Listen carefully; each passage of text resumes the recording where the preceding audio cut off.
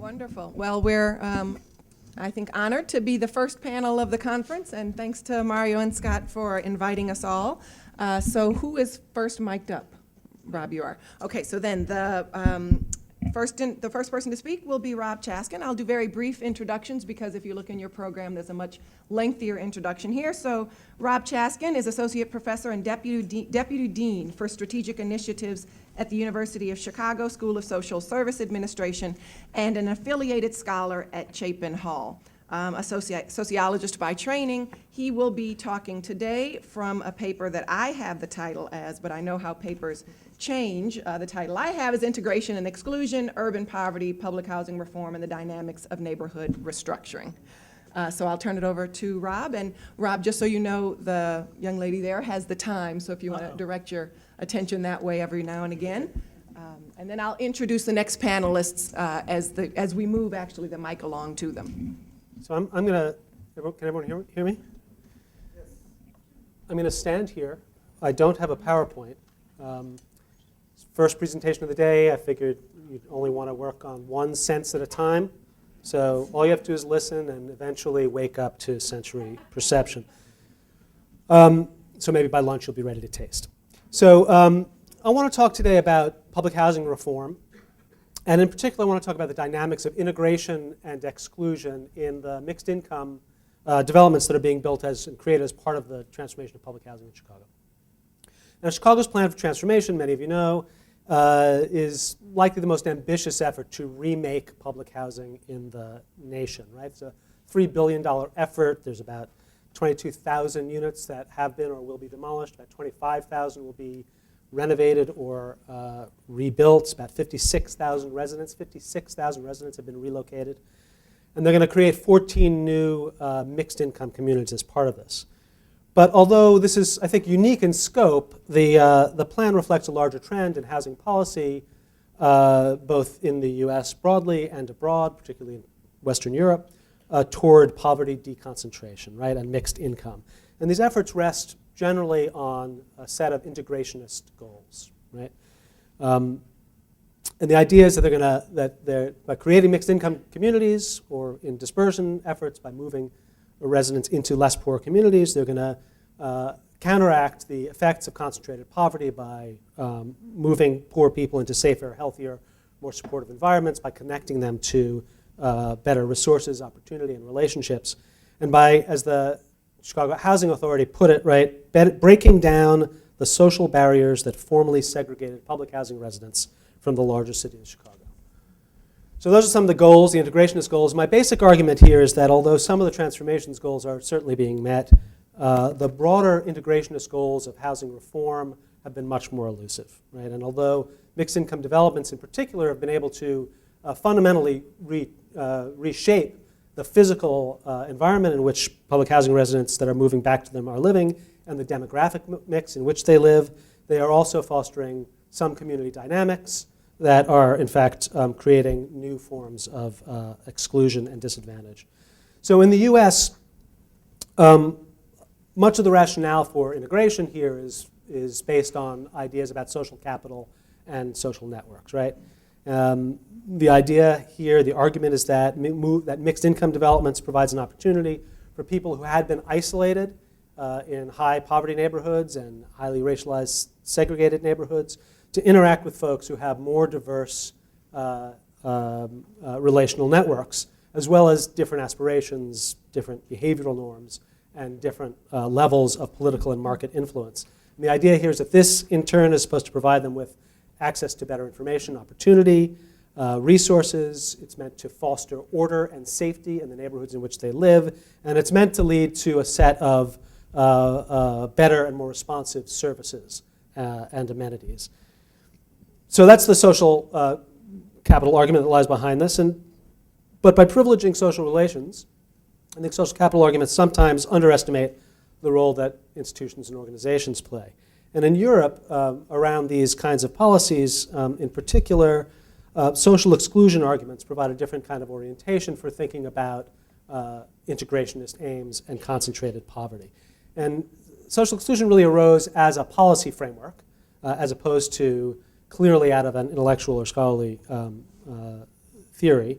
And it was an effort to reframe the discourse on poverty to focus more on the broader exclusionary processes that led to significant and sustained poverty, right? Led to instability, social isolation, and among these populations, withdrawal from civic life, institutional participation, and political engagement, right? So the social exclusion arguments actually tend to focus more on processes, on institutional frameworks, and on policy and organizational choices that contribute to the creation and the reproduction of poverty and marginalization. And certainly in the context of mixed income developments, I see that I'm talking too slowly. Institutional processes and organizational action are clearly critical, right? Given these communities are essentially contrived communities, right? They've been flattened, they've been demolished wholesale, they're being centrally designed, they're centrally managed, they're new places with a new population, some coming back from the old areas, some new. And so a particular set of organizational actors, right? Developers, property management, the CHA, some community organizations are really instrumental in shaping how this process of integration works and what the nature and tenor of life in these communities are. So how are these integrationist aims playing out? I'm going to try to focus on three things, time permitting. One has to do with development inputs, right? What are the things that development teams and property management are putting in place on the ground? Second has to do with efforts to establish social control. And third has to do with issues about deliberation that I think in trying to manage integration are in some cases providing or shaping new forms of exclusion. And my comments here, I won't have time to go into it, but are based on about 4 years of field research and a large number of interviews and field observations in 3 of the mixed income communities that are being built in Chicago. So the first dimension focuses on the kinds of inputs that developments have put in place. And these include activities that are meant to intentionally integrate residents and get them to interact with one another, community projects, neighborhood events, and so forth. It also includes attention to the environment in which residents are living. So architecture that is supposed to make it impossible to tell which units belong to public housing residents and which are lived in by more affluent people, as well as efforts to spatially integrate poorer people, public housing people with higher income people, and to control space, right, as a way to both promote interaction and prevent antisocial behavior or clusters of antisocial behavior. And all this is sort of driven by new urbanist planning notions, right? But the dynamics of integration and these efforts have proven complex. And exclusionary dynamics come into play, and they play out really because of 2 factors here. One is organizational compartmentalization, and the second is a set of perceptions of difference that are grounded in institutionalized notions of a culture of poverty and the underclass. So regarding the first, that in terms of the kinds of activities that development teams are trying to put in place, people sort themselves into some and not others. And in particular, development-sponsored activities tend to be attended by public housing residents, but not other residents, in part because of a kind of social service stigma that gets attached to these kinds of activities. But more than just serving to maintain separation, this kind of compartmentalization actually can create both tension and conflict between lower and higher income residents. So a member of a development team told this story, right? When the market rate residents get together, they make little comments like, something happened in the building, so what's the process for evicting public housing people? And she says, it's like, how did you get from there was trash in the elevator to what's the process for evicting public housing residents, right? And when public housing residents get together, they say, they don't want us here about the higher income people, they're trying to take over our neighborhood. So that's the compartmentalization issue on the organizational front. There are also a set of dynamics that are informed by, as I said, these notions of sort of underclass or ghetto behavior, right? In which particular kinds of activities, hanging out on the street, socializing in public, become indications for higher income residents in particular of fundamentally different lifestyle and values, right? So a homeowner puts it this way, right? I guess in theory you're not supposed to be able to tell who's low income, who's middle income, and so forth, but you can tell, right? I mean, the park's dirty here and it's clean there. It's not so much safety, but it's like they treat the area like it's the old area, right? We don't have to pick up the trash like it's still the projects. So these perceptions, right, actually get acted on in particular ways by organizational actors, developers in particular, around issues of trying to maintain and maintain social control. And this focus is largely on public behavior, but is argued to be grounded in concerns about safety and crime. And certainly issues of crime and safety are important in these communities, but public housing residents, for example, experience these new neighborhoods as significantly safer than the neighborhoods they came from. And most of the complaints of higher income residents are less focused on crime per se than on a broad range of kind of incivilities, right? So market rate renter argues, I should not have to not want to go outside because there's a bunch of other people out there loitering, hanging out, and doing whatever. So in response to these concerns, developers and property managers and so forth have established a set of rules and monitoring processes in these communities, some of which are pretty draconian and are perceived certainly by public housing residents and lower income people as being very much targeted at them, who are seen as more likely to engage both in criminal activity and in the kinds of untoward or unacceptable public behavior that developers are worried about. And these include some fairly fundamental limitations organized around the privatization of space, right? So that really both reduce and redefine what is public, right? Restrictions on the use of common outdoor spaces, streets, the areas in front of buildings, the area behind buildings, and so forth. And these restrictions in some ways are really focused on the very presence of people in public, right? The idea that congregating in public for no good reason or to socialize is fundamentally inappropriate behavior. So a development team member puts it this way, right? They're used to being able to stand outside in the hallway or in front of the building and cuss each other out and all that. You can't do that here. That's a violation of your lease, right? In the projects you could do that. And public housing residents in particular note the more restrictive rules around this with some particular rancor. So as one puts it, right, you can't go out on the front. They don't want you on the front. They don't want you on the back, right? You can't barbecue. I never lived nowhere where you can't go out the back of your house and barbecue. You're a prisoner in your own house, right? So these integrationist aims, right, that are aimed at sort of normative and cultural integration, but driven largely by the preferences of developers and homeowners and kind of exchange value orientations to their property, are really experienced by many low-income and particularly public housing residents as stigmatizing and are forcing them, rather than to integrate positively, really to withdraw, right, in order to avoid sanction and to protect their rights to stay in these places. And the third dimension I want to just quickly talk about has to do with opportunities for deliberation. And the driving orientation of developers and of the CHA here is the idea that what might be called mainstreaming, that we need to move public housing residents into the sort of normal mechanisms and processes for deliberation in civil society, right? And that, in fact, supporting separate mechanisms for public housing residents to deliberate their needs and priorities and advocate for them further marginalizes them by highlighting their difference and their exceptionalism, right? So a development team member puts it this way, right? In these communities, we're either going to set them up in and of themselves, or we're going to continue to create factions. Having someone who stands only for the CHA residents, having resources only for the CHA residents, really separates and continues to reinforce the separation, right?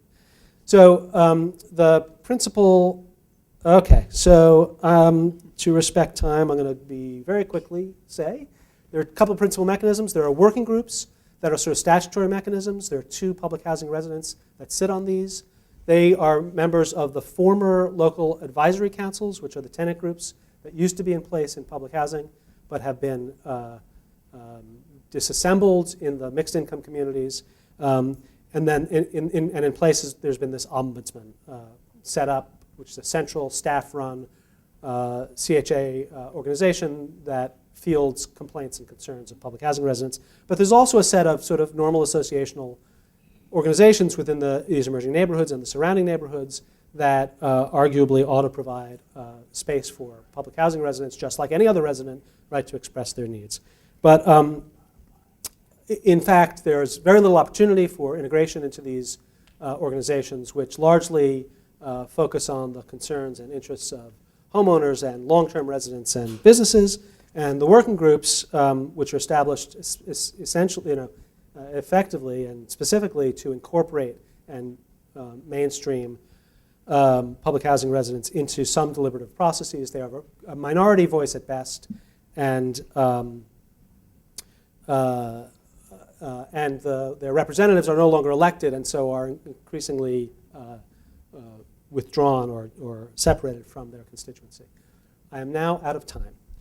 A couple of words in conclusion, if I may, but I will be 30 seconds, right? So clearly, mixed income development has, in the transformation, has created significant changes on the ground. The neighborhoods in which these places are now sited are fundamentally different from what they were when the projects were in place, but they've also, but the integrationist goals that they have sought to realize have been more elusive. And I think these dynamics are very difficult to navigate, but I think we can think about ways, and maybe talk later about ways, to focus differently about design, about deliberation, and particularly about the way we think about urban life in these communities and the expectations of residents moving into them. So, thank you.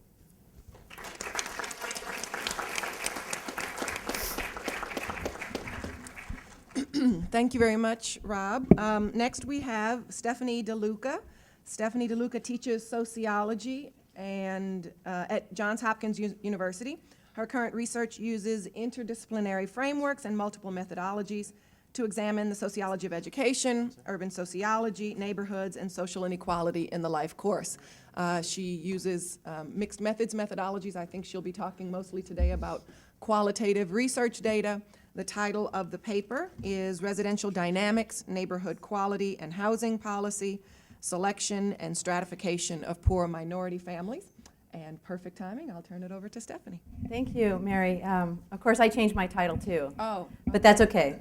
Well, it's there. There it is. So the last time I was in this theater, Ben Stiller was screening his debut movie, Reality Bites. And I was an undergraduate here, and it was about 1990-something. So it's nice to be back, although in a very different capacity. Before I get started, I want to thank a few people. I want to thank Tanya Lukasic, who has been one of my project managers on the Mobile, Alabama fieldwork, and has gone into the field with me in Alabama 2 years in a row in Baltimore and is heading back there again with me.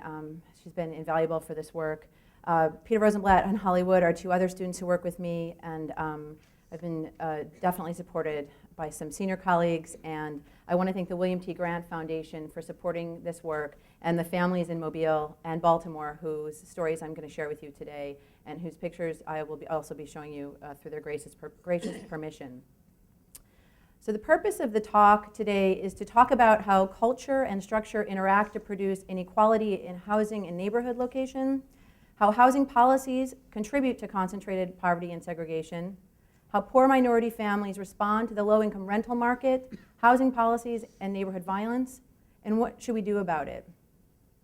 The motivation for my talk comes from my background in sociology and my concern for policy. First, we know that the geography of opportunity often comes as a liability for poor and minority families. Its resources and opportunity are not equally distributed in urban metropolitan space. And I'm interested in understanding the mechanisms behind this place-based stratification and its inequality, the implications for inequality. There have been some housing programs and policies that have been implemented over the last few decades, and some of them have not worked as well as people expected. Some have. Why do we see different results? Often we see in the neighborhood effects literature a lot of focus on context effects and the assumption that neighborhoods are stable and people stay in one neighborhood. Which I'm going to show you is not necessarily the case. And there is also a lot of focus on what people call selection bias. We can't know anything about how neighborhoods or schools matter because people choose their environments, and we have this nasty selection problem. Well, I'm going to advocate that we should start studying the messy selection problem instead of trying to just rule it out of our studies, because we may find some better answers there in understanding how families function and respond to policies and environments. The work is also motivated by a concern for housing policy and learning what we can do for especially our housing voucher programs and some of our assisted mobility programs. So let me give you a really quick overview of housing policy and the context right now. And this is all with the backdrop of foreclosures and economic difficulty and serious budget cuts to HUD's funding that's coming up is going to be actually pretty severe, and I'll talk about that some more. Over the last few decades, we've seen a pretty large shift from hard unit supply-side subsidies to tenant-based subsidies. So there's been basically a halt of construction of hard unit and affordable housing projects and a focus on tenant-based voucher approaches instead, which basically means that our public housing system is being absorbed by the private rental market, which is extremely important. The HUD is experiencing budget cuts. I was there the other day and was told that the Senate's considering 65% proration. The House is considering 65% proration, the Senate 82%. At a time when renters are increasing in numbers, this is pretty serious. Federal spending has historically favored homeowners and not renters. For every $6 spent on homeowner programs and tax credits, $1 is spent on renters. We have affordability and supply problems as some of our project-based subsidies have fallen apart. And we also know, as a former speaker told us about the Hope 6 program, which has demolished over 150,000 units in 224 PHAs across the country with very low levels of replacement, in some places at a replacement rate of 1 out of 4, and families have been vouchered out. So let me show you what some of these units look like. So on the upper left-hand side is a housing project in Alabama that is probably slated for demolition. Families are still living there. The one next to it is a project-based housing project, where landlords are directly subsidized for housing low-income families. This landlord defaulted on his mortgage, and families had to leave. The bottom picture is a new Hope 6 renovated development. So I want to argue that we need to be paying attention to the rental market, and renters are a very significant part of our population, making up a third of all households. There are 33.6 million renters. 50% of these renters are poor. 75% of these poor renters are unassisted. Remember that unlike the welfare program, housing subsidies are not an entitlement. Most poor families who need housing subsidies are not getting those subsidies, by and large. 5.1 million of these families are worse need families, meaning they're paying more than 50% of their income on housing. So how do we house the poor? I'm going to mostly talk about the Section 8 program today, and maybe hold off on some others for Q&A. In theory, the Housing Choice Voucher Program, which is a tenant-based subsidy, allows families to choose units in the private rental market, and in theory should help with deconcentrating poverty and segregation, because these subsidies are not tied to units. How do programs perform? Well, the low-income housing tax credit, which is the larger of the two programs, tends to put renters in less poor areas, but those areas are also not great. The Housing Choice Voucher holders are better off than public housing families, which is a low bar to set, first of all, and they're better off than poor unassisted renters, which we would hope so, but not better than often all renters in terms of the poverty rates of their neighborhood and their segregation rates. I want to also make the point that there are gigantic race differences in the Section 8 program. The program works very differently for white versus black families in most metropolitan areas, and the city-suburb differences are severe as well. In some cities, minority voucher holders concentrate in segregated, moderate poverty neighborhoods that are experiencing socioeconomic change and are serving to destabilize these communities in some cases. So here's a picture of Chicago, and the picture on the left-hand side shows you the housing choice vouchers is a proportion of all households in census tracts in Chicago. The picture to the right shows the percent African American. You can see that they track quite well. They also track quite well by poverty rate, and it turns out actually that 50% of the housing choice voucher families in Chicago are in only 10 community areas. So why are voucher families concentrated in these poor areas? Well, people usually think it has to do with housing cost and fair market rent. Some places are just too expensive for housing voucher families to live. And while that's very true and a big problem in some metro areas, it's not the only problem. In fact, most metropolitan areas are not off limits to poor families with their Section 8 voucher. People also assume that families choose neighborhoods and they choose to move, and that they make fully informed decisions about all known options, and they end up in the neighborhoods they want to end up in, and that social network and racial preferences often drive neighborhood choices. I decided to talk to families and find out what they were actually doing instead of just making these assumptions based on the literature and subsuming everything into structural processes. I'm not going to talk about the methods behind my study, but we've spent time for this last several years in the poorest communities in Baltimore, Maryland, and Mobile, Alabama, talking to families, spending time with them in their homes, and taking them shopping for housing with their Section 8 vouchers. One of the biggest findings from this work has been that 70% of the moves that occur for poor families are reactive moves. These are moves that they did not choose to make. They're rather moves that are forced, they're reacting to forces outside of their control. Part of this has to do with housing quality, unit failure in both the Section 8 and private market program, fires, floods, and vermin. We're talking vermin, people who have had snakes jump out of their cabinets and large rats eating their bread in their drawers in their kitchen. HUD practices and regulations also contribute to these reactive moves, which I'll talk about some more. The time limits on the housing vouchers, failed inspections, closed waiting lists all create desperation for families, and they're terrified about losing their housing vouchers and often choose neighborhoods on the fly that they might not otherwise want to choose and that we would definitely not want to see them living in. Landlord practices also contribute quite a bit to this, as does family instability. Let me give you an example of unit failure. One of our moms in Alabama told us, our whole ceiling came in on us. In my daughter's room, every time it would rain, it would leak, and we would tell the landlord, like, please come and fix it. We'd go to Home Depot and try to get things to fix, but it wouldn't work. Luckily, my daughter was gone one weekend, and boom, the whole thing fell in. Another family told us we had no heat, and she had a newborn baby. And then the landlord came to fix it, and a wire caught on fire inside of there. You know how sometimes you're supposed to put that black tape in there and stuff? Well, he rigged it up, and it was smoking. You know how like a firecracker does when you light it? That's how it was. I got so scared, I had to run out the door. So this is what we're talking about when we're talking about unit failure in housing quality. This is Mobile, Alabama. It's more severe here than in Baltimore for a host of reasons. Mold is a big problem as well and can cause failed inspections. Leaky pipes, bursting pipes can cause utilities to shut off and will also cause Section 8 inspection failure. There's a reactive time crunch for housing voucher families. They're desperate because they're only guaranteed 60 days to find a housing unit. And it often takes quite a bit of time to do this. One woman said, this house was just a temporary stay as well. There was leaks and I had to find somewhere else to live. But I took another house I shouldn't have taken.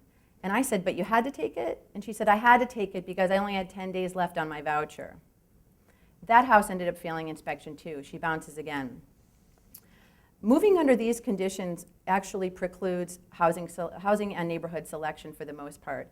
Families have to find somewhere to live or they face homelessness. One woman tells us in Baltimore, when my house caught on fire, we stayed with my girlfriend around the corner, and I saw a guy fixing a place up.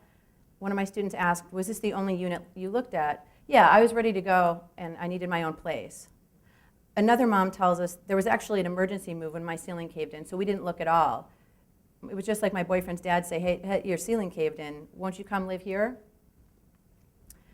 Even when families move by choice, they're still often responding to forces outside of their control, like getting the voucher, which they don't know when that's going to happen. Family instability, which I won't have time to talk about, is complex and creates problems where often women want to move out of a house because of domestic violence or some other kind of tension. But voluntary moves are often still reactive. What does the housing search look like for families who are trying to find housing? They often go to the Section 8 list that's provided by the Public Housing Authority. And often they'll just take the first unit off that list. We took the Section 8 list in Mobile, Alabama, and geocoded it in May of this year while we were in the field. There were 191 properties listed. Many of these listed properties were already leased because we called to find out. Of 191 properties, only 7 of them were in low poverty areas. About 50% were actually already leased up. So families have to find housing in desperate ways. They often just use social networks, which precludes new information that might lead them into higher opportunity areas.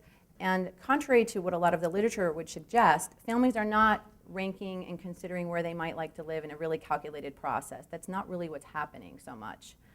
The other thing we found is that families are choosing units, not neighborhoods, which is also really significant and has implications for how we do our research on the effects of social context. They're looking for housing units.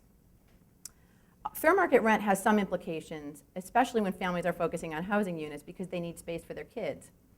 So some families will decide to take a larger unit or a unit where maybe the landlord has put in a cheap but nice looking countertop. They may take that in a lower income area because they know that it's going to be cheaper. You get more bang for your buck in these areas. Some families don't even get that far. They're not considering expensive areas. They don't even know those areas at all. One thing that we saw as well was that families retreat somewhat in what they're considering their neighborhood. We think of census tracts, zip codes, a whole bunch of different areas. The neighborhood block face is of extreme significance, and families will often pick a house on a block that looks quiet. Right, no matter what's happening on the next block, as one respondent tells us. They fight on the next block over, but this block is quiet. Don't get me wrong. I wouldn't change the block I live on for the world, but these surrounding blocks is a mess.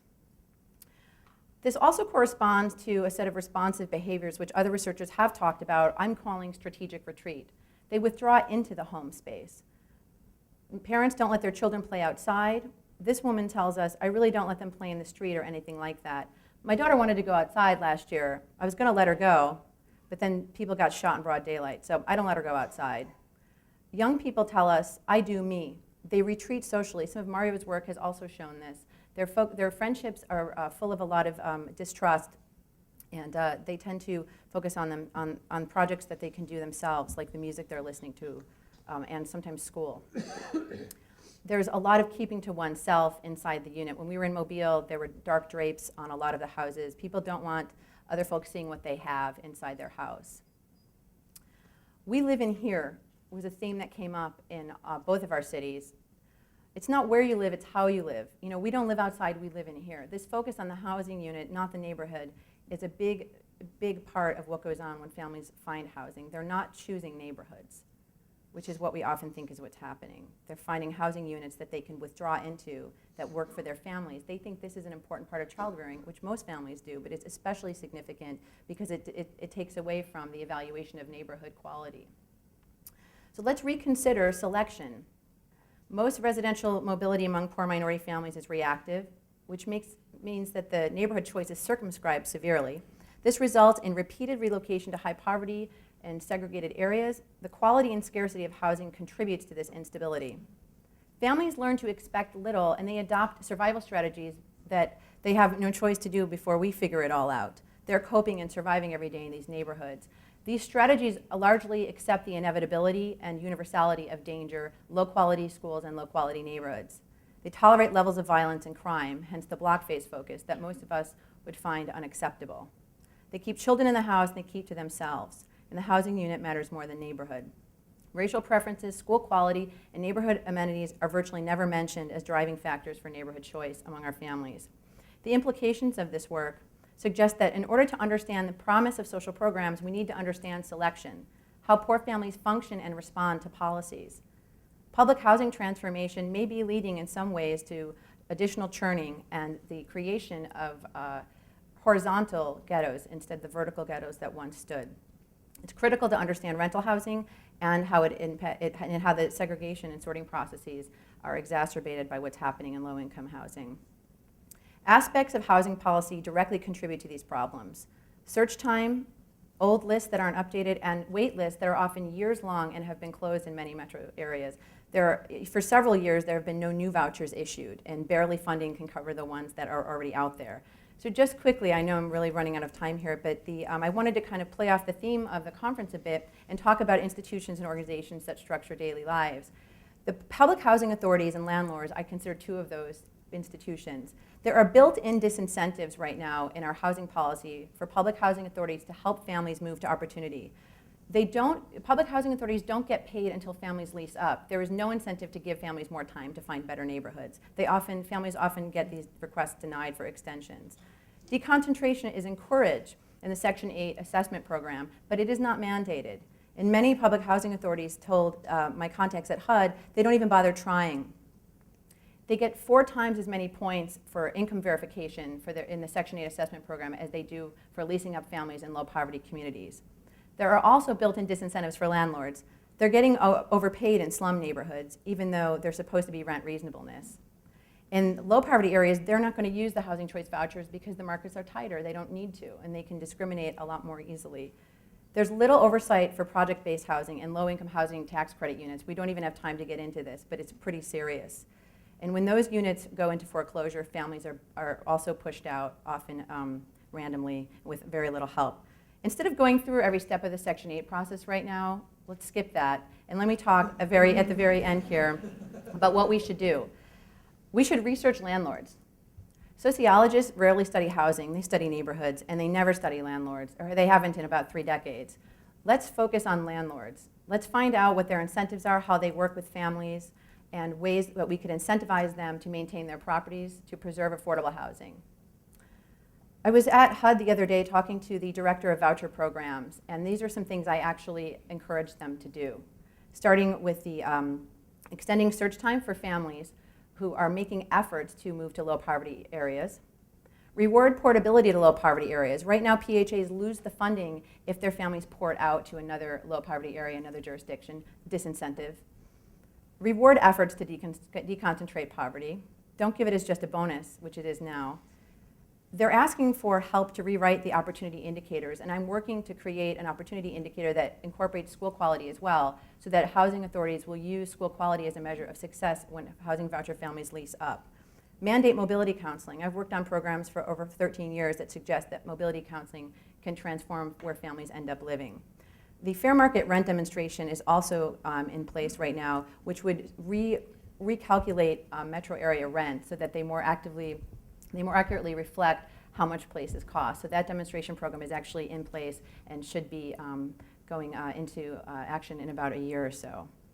So I'm trying to make the research that I'm doing relevant and reaching out to HUD, and I think that I would also encourage researchers to try to find ways to bring their findings to local actors as well. It takes double the work, but I think it's worth it. Thank you.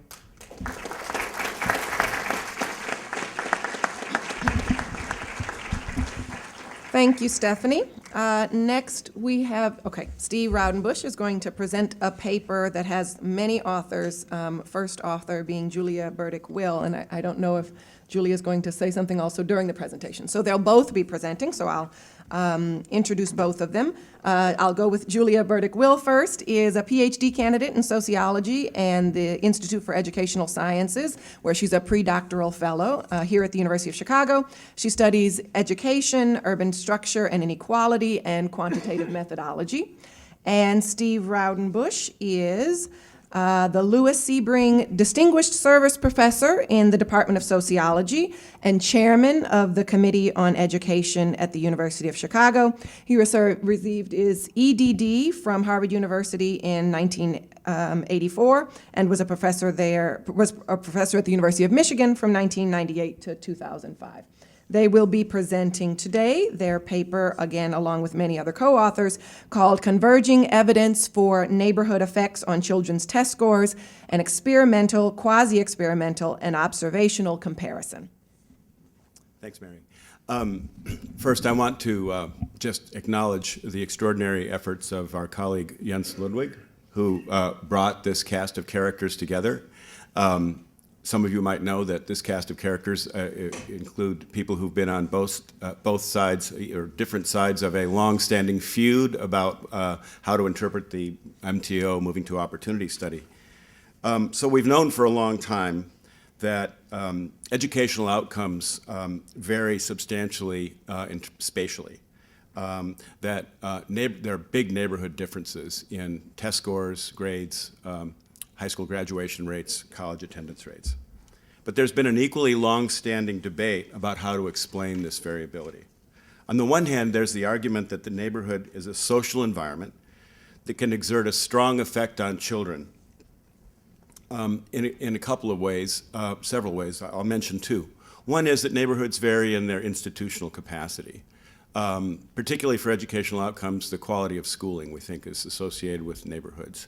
But also the efficacy of the local police and the local healthcare system, among others.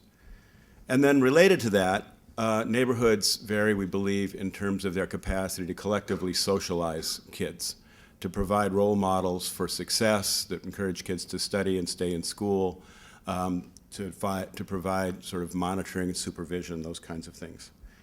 So that's the argument in favor of neighborhood effects, and then the other argument is one that Stefanie has already mentioned, which is the argument that it's really all about selection bias, that the most disadvantaged people and most disadvantaged families are those that are destined to move into the least attractive dwelling units, which typically are located in the most disadvantaged neighborhoods, and that those high-risk families, in fact, are the least able then to escape that environment, and that in fact the very qualities that destine people to live in tough circumstances are those qualities that undermine children's academic learning. And so, so you have this kind of battle over the decades about these two points of view, and there's ideological overtones, of course. But the explanations are really not mutually exclusive. I mean, if I'm a single-parent family with a very low income and with a large number of children, I might be at risk of having, some difficulty in monitoring, supervising my kids simply because of the resource deprivation that I have.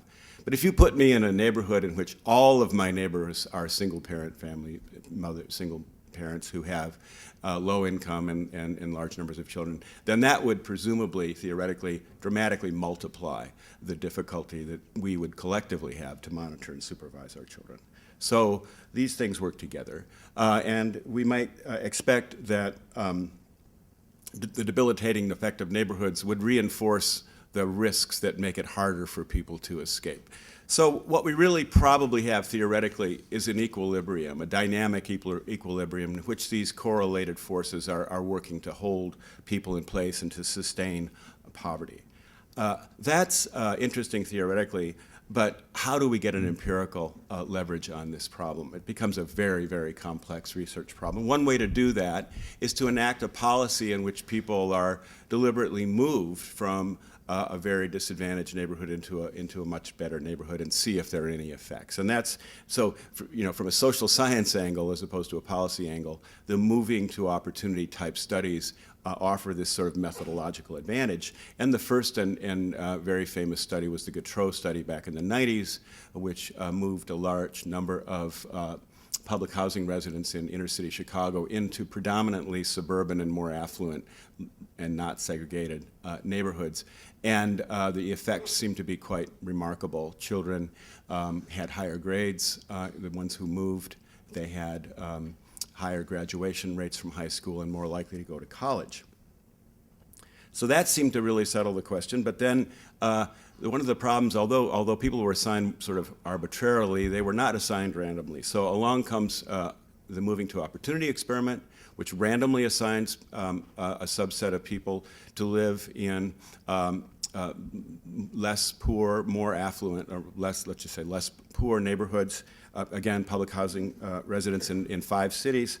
And the MTO study comes up with no main effect of being in the experimental group on test scores.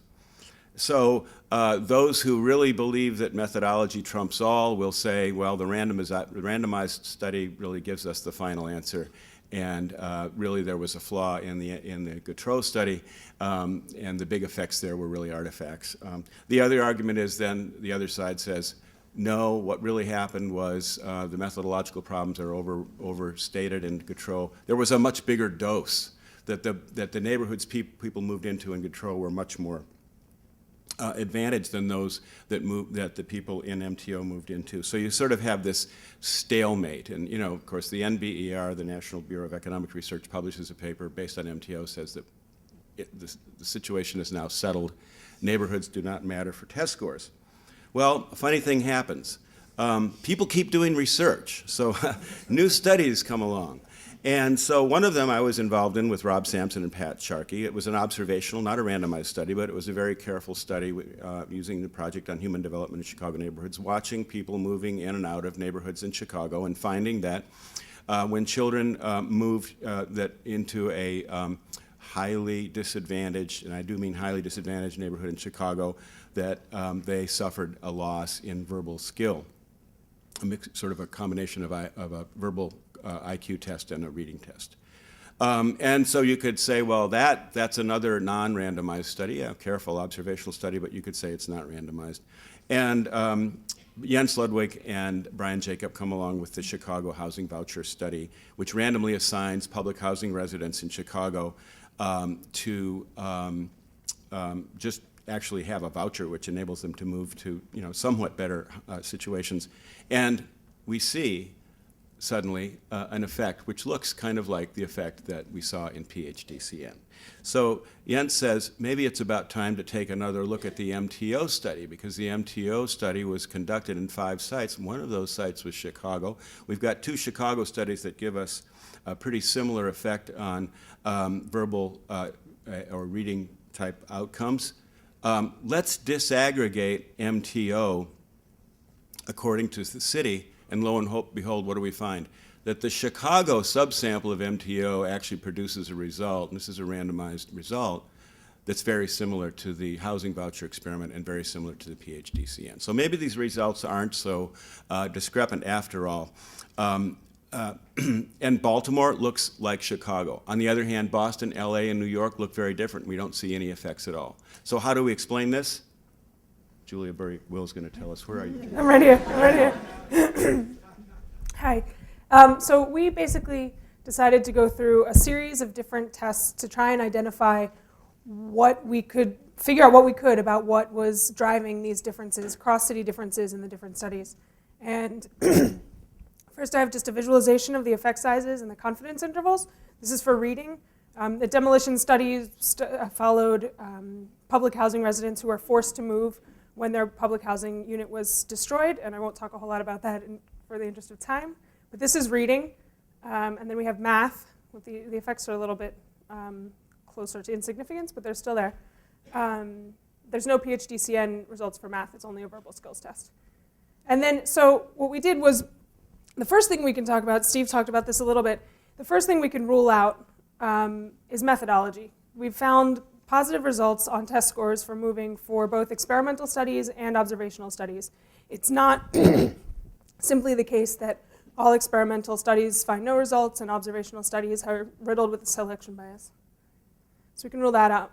Another thing we wanted to look at was maybe its implementation of the housing voucher studies. Perhaps Chicago and Baltimore had really good counseling for their mobility programs, and they worked much better, and maybe they weren't working as well in the other cities, and that's why we see different effects. We didn't have anyone on the ground measuring these kinds of things directly, but what we can look at are the compliance rates. So these are the percent of families who were offered vouchers who were then able to use those vouchers to lease up in an apartment. And what you see here, this is for MTO only.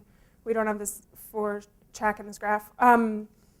The Baltimore sample had one of the highest compliance rates, along with LA. Chicago had one of the lowest. Yet we see the results for both of those cities on test scores. We don't think it's a compliance issue. Roll that one out. The next obvious choice would be school quality. Perhaps changes with mobility programs in Chicago and Baltimore resulted in greater improvements in school quality, where they didn't in the other cities.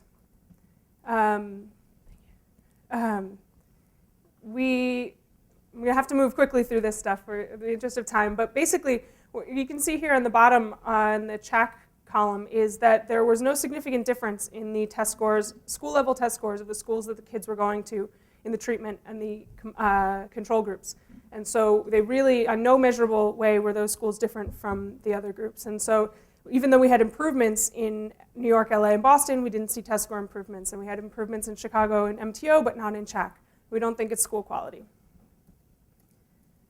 Perhaps it's racial segregation. These studies were all designed to move families out of high poverty neighborhoods, but not necessarily highly racially segregated neighborhoods. And that's been one of the critiques of the MTO study, is that it really only focused on poverty. If we look at the neighborhood characteristics of the control group versus the experimental group in the CHAC study, and then the 2 separate parts of the MTO, we see that there are definitely changes in the tract level poverty, which is that first row. But in the second row, none of the studies showed changes in tract percentage black.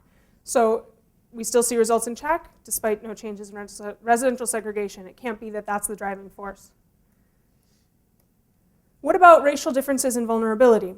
The samples of MTO in the two different groups of cities, Baltimore and Chicago, were almost 100% African American. New York, LA, and Boston, on the other hand, were about 2/3 African American, 1/3 Latino. Maybe there's some sort of averaging out that it's only the African Americans who benefit and not Latinos for reasons family structure, more single parent families, differences in segregation, discrimination, also a host of reasons that I can't get into right now. So to look at this, what we did was we focused on the MTO study, and we only focused on the 2/3 sample of African Americans in Boston, New York, and LA. And their results are very similar to the overall main effects. They're, if anything, negative results on test scores, not the positive that we see in the Baltimore and Chicago samples. We furthermore used the PhDCN study that sampled all of Chicago and so has Latinos and African Americans in the sample. And we did a whole bunch of complicated propensity score matching using a continuous measure of concentrated disadvantage, which is different from the original study that looked at only the most concentrated, the bottom quartile of concentrated disadvantage, in which only African Americans have any probability of living in. As you can see, these distributions are quite distinct. And we found very, very similar linear effects for both groups. Because we couldn't actually get the propensities to live in these neighborhoods to overlap enough for Hispanics and African Americans, we ran these models separately, so we can't do a direct test of whether they're statistically different from each other, but visually they look very similar. We really don't think there's any evidence that Hispanics do not respond to changes in concentrated disadvantage and African Americans do. Pull that one out. Now, one thing you noticed from the last slide is I was talking about concentrated disadvantage, not track percent poverty. And that's a measure that Steve and colleagues and others have come up with that really measures more of the socioeconomic disadvantage in a neighborhood rather than simply the income levels. So it includes welfare receipt, unemployment, female-headed households, percent minors in the neighborhood. And frequently it includes a measure of racial segregation as well. We, in this study, because we're worried about, we're looking at different racial groups, and we ran the measure basically doesn't change if you exclude the percent African American. Those neighborhoods are still identified in the same sort of way with that second measure. So one issue, there are two issues with concentrated disadvantage. The first is dosage. If you're really only making families move from low poverty to high poverty neighborhoods, perhaps in different cities, the poverty rate is related to the disadvantage in different ways, such that you really don't have the same amount of change in concentrated disadvantage measures when you move families in New York or when you move them in Baltimore. However, when we look at the change, the impact of a voucher move on the concentrated disadvantage index, that bottom row, they're all decreasing in pretty similar magnitudes. The New York, LA, Boston MTO studies showed pretty similar changes, reductions in concentrated disadvantage as the CHAC study. In Baltimore and Chicago, it was even a little bit lower. So it clearly can't be that there's somehow some sort of difference in the amount of concentrated disadvantage that these families experienced. And so moving out of the really, really disadvantaged neighborhoods means something different than moving from a neighborhood to a slightly better one. Unfortunately, we don't have a lot of evidence either way on the nonlinearity. We tried running quadratic measures and dummy variables in the PhDCN, but we really don't have enough variation once we take all the controls into account. We can't reject the null hypothesis, but we also don't think we have the power to in the first place. The same is true for the MTO. We tried a couple different things with instrumental variables and then site by treatment interactions, but you end up with only 15 data points in the different studies, and that's really not enough to test whether there's any sort of nonlinearity. So we finally came up with one we can't cross out. And finally, we'd like to propose a different hypothesis that, again, we're not going to have the great data to rule out or support completely, but it proposes a new line of research, and that is violence and safety.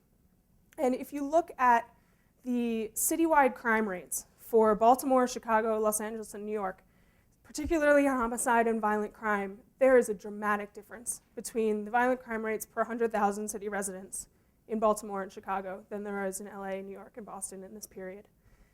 And there are slight issues with reporting. The cities don't report everything in exactly the same manner, but these magnitudes are quite large.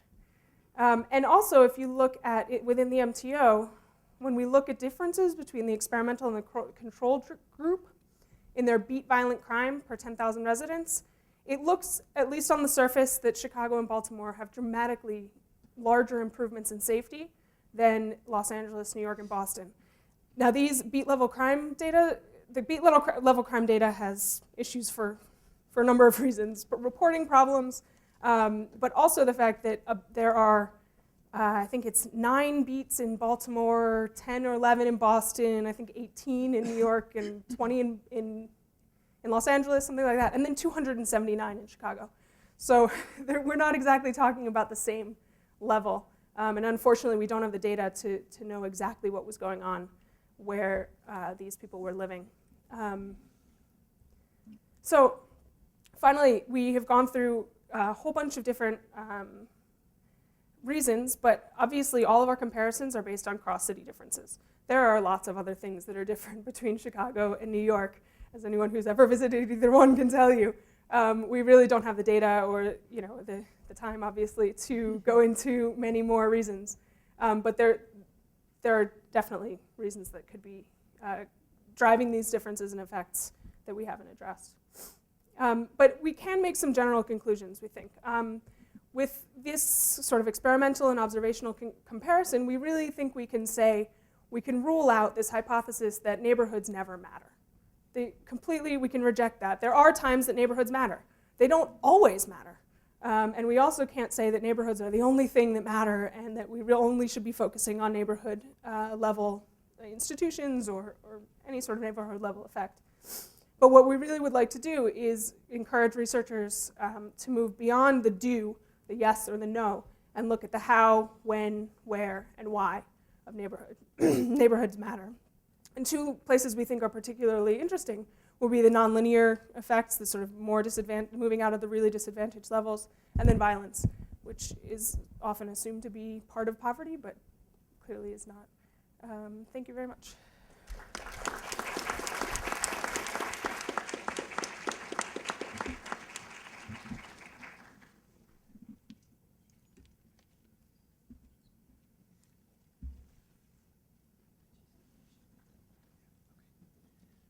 Does this one work? Is this the one that works? Yes? Okay, great. Thank you all very much for these very thoughtful and provocative papers.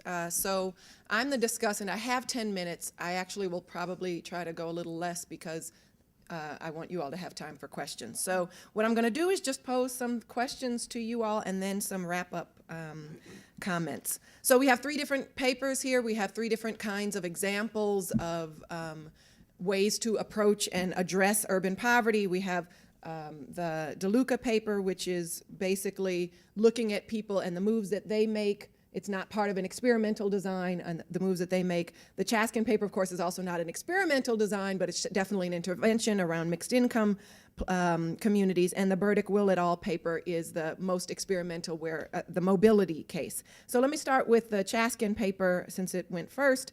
And I was curious about the use of social exclusion. So the paper juxtaposes social capital hypotheses and social exclusion hypotheses with the social exclusion notion coming from Europe. And it strikes me that in Europe, in the European context, social exclusion resonates because such exclusion and the lack of protections that such exclusion creates violates collectivist ideologies about the responsibility of the state and the general responsibility of the state to all people who should be protected from hunger, from homelessness, from lack of low education, and so on. It's unclear how you apply that concept in the U.S., where the same kind of collectivist ideology doesn't seem to hold. And there's not as strong a rights ideology in the U.S. and much more emphasis on, kind of liberal freedom from the state rather than what the state is supposed to provide. So I was left wondering how you imagine the social exclusion model applying to the U.S. case, given these kinds of different ideologies. And also, I think that I see where you're going with the application of social exclusion at the development level, because what you're experiencing what you're observing at the development level through forms of certain kinds of governance and certain kinds of surveillance of public space are processes of social exclusion.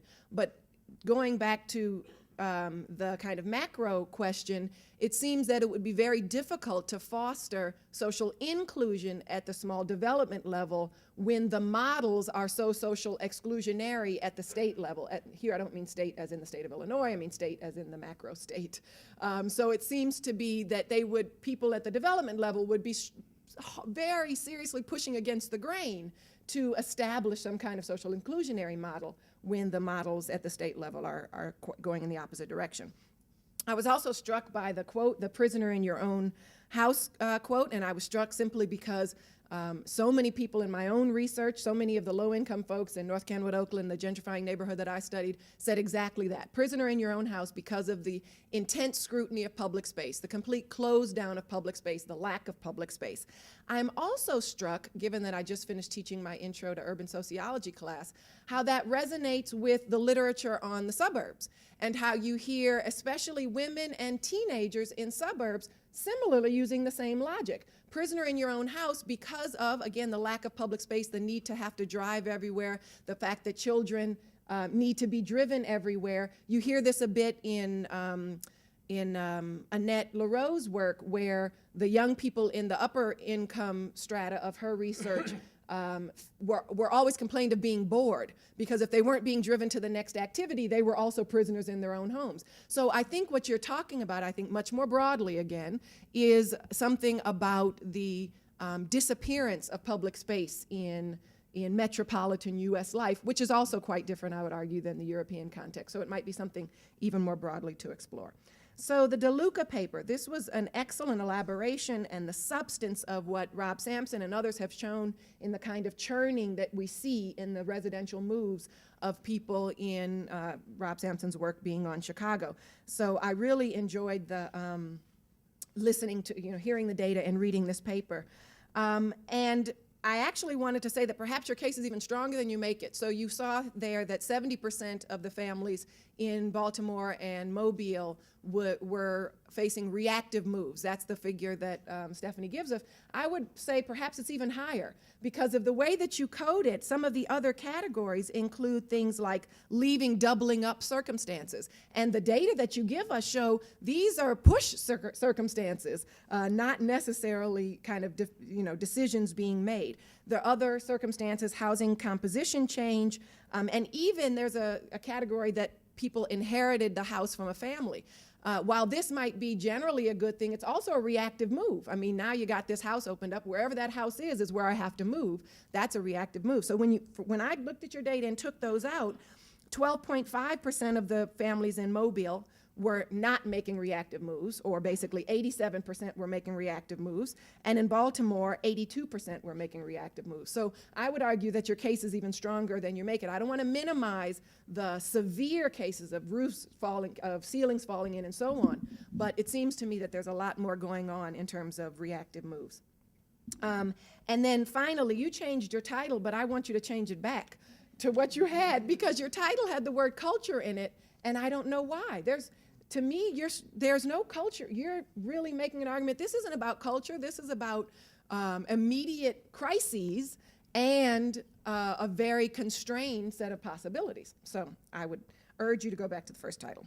The Burdick-Will et al. Paper connects to this point I was making about Stefanie's paper, which is the importance of reactive moves. And perhaps you all might look at your city, Chicago and Baltimore versus the other cities, and ask, are Chicago-Baltimore moves more likely to be reactive moves, even when they are done with the MTO voucher? So what do I mean here? I mean that the voucher is an intervention, and the intervention occasions a reaction. And so in many respects, a voucher move is not a voluntary move either, an MTO voucher move, and of course it has its own kind of stipulations.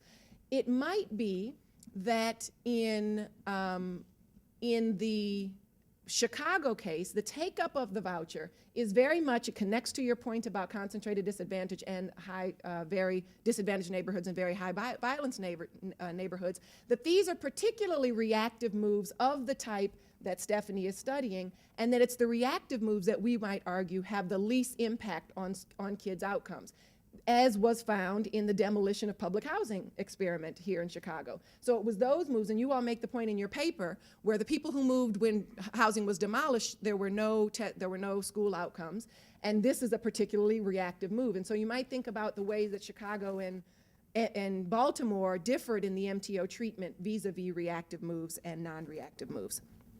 And then finally, I'm sure you guys know the work of Masheri Keels, who's been using some of the qualitative data from Gautreaux 2 and has some really fascinating, important findings about, to try to understand some of these null findings, where the kids who did move from poor neighborhoods to much less poor neighborhoods and racially integrated neighborhoods, and schools that had much higher performance, much better performance scores, had a real fit problem. So here they were in a new environment where the teachers had higher expectations and all of the things that we want. Teachers with high expectations, kids who really want to perform, and these students were coming from places that had much different expectations for how much time to be spent on homework, and the change was so jarring and the experience was so jarring that it actually depressed performance. Their grades went down. It undermined, they had been doing well in the old school and now they're really doing poorly.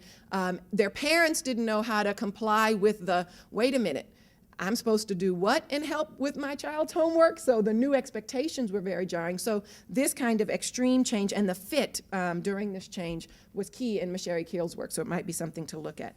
I just want to end by taking on the task of rethinking urban poverty, and I think Mario set us up well where he wanted us to move beyond the individual in the neighborhood, and perhaps that's why this panel is first, and then we're going to move further and further beyond that. And I want to encourage us to do that, because what strikes me as so important in all of this, as we rethink urban poverty, is the importance of systems and stigma.